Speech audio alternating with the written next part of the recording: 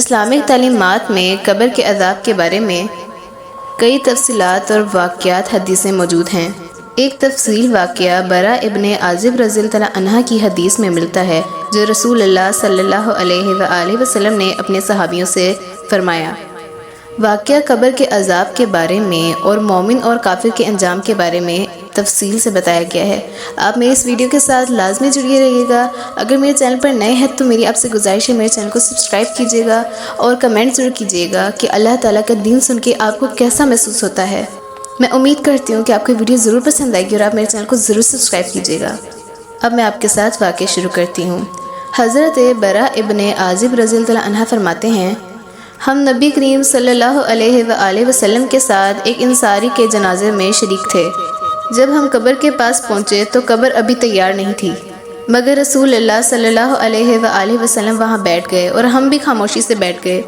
پھر اسی دوران نبی کریم صلی اللہ علیہ وآلہ وسلم نے ایک چھڑی سے اس زمین پر لکیر لکھتے ہوئے فرمایا کہ جب مومن دنیا سے رخصت ہو کر آخرت کی طرف جاتا ہے، آسمان سے سفید چہروں والے فرشتے نازل ہوتے ہیں، جن کے چہرے سورج کی طرح چمکدار ہوتے ہیں، اور وہ جنت سے کفن اور خوشبو لے کر میت کے پاس آتے ہیں۔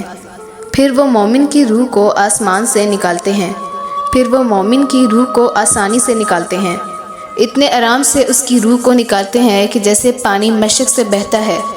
پھر فرشتے اس روح کو جنت کے کپڑوں میں لپیٹ کر خوشبو لگاتے ہیں اور پھر آسمان کی طرف لے جاتے ہیں۔ پھر فرشتے آسمانوں کی طرف جاتے ہیں اور پوچھتے ہیں، پاکیزہ روح کس کی ہے؟ پھر وہ جواب دیتے ہیں کہ یہ فلاں ابن فلاں بندے کی ہے۔ پھر اس روح کو ساتوں آسمانوں تک لے جاتے ہیں۔ وہاں اللہ تعالیٰ فرماتے ہیں، میرے بندے کا نام اعلیٰ بلند مقام میں لکھ دو اور اسے زمین میں لٹا دو۔ پھر فرشتے اسے اس جسم میں واپس لٹاتے ہیں جس جسم سے نکال کر وہ اللہ کے پاس اسے لے کر گئے تھے۔ پھر اس کے بعد قبر میں اسے لٹا دیا جاتا ہے اور قبر کو بند کر دیا جاتا ہے۔ پھر اس کے بعد اس سے 3 سوالات کیے جاتے ہیں۔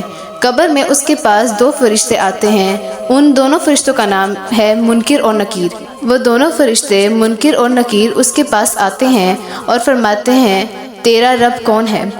اگر مومن ہے تو جواب دیتا ہے کہ میرا رب اللہ ہے، اور پھر کہتے ہیں تمہارا دین کیا ہے؟ وہ کہتا ہے اسلام۔ پھر کہتے ہیں تیرا رسول کون ہے؟ وہ کہتے ہیں محمد صلی اللہ علیہ وآلہ وسلم۔ پھر آسمان سے ایک بلند آواز آتی ہے اور اللہ فرماتے ہیں، میرے بندے نے سچ کہا، اس کے لیے قبر میں جنت کا دروازہ کھول دیا جائے۔ اس کے لیے قبر کو وسیع کر دیا جاتا ہے اور قبر میں خوشبو پھیل جاتی ہے۔ پھر اس کے بعد نبی کریم صلی اللہ علیہ وآلہ وسلم نے فرمایا، جب کافر دنیا سے رخصت ہوتا ہے تو آسمان سے سیاہ چہروں والے فرشتے آتے ہیں۔ ان کے ہاتھوں میں بدبودار لباس ہوتا ہے جو اس شخص کی روح کو اس جسم سے کھینچتے ہیں۔ اسے اس قدر تکلیف ہوتی ہے کہ جیسے ایک کانٹوں پر ایک جالی والا کپڑا بچھا دیا جائے اور پھر اس کپڑے کو کھینچا جائے اور وہ کپڑا چر جائے، اتنی تکلیف ہوگی کافر کو۔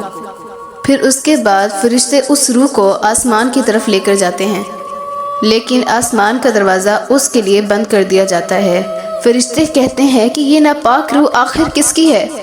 پھر اللہ تعالیٰ حکم دیتے ہیں کہ اس نافرمان کا نام سجین پستی میں لکھ دو اور اس کی روح کو زمین کی طرف واپس لٹا دو۔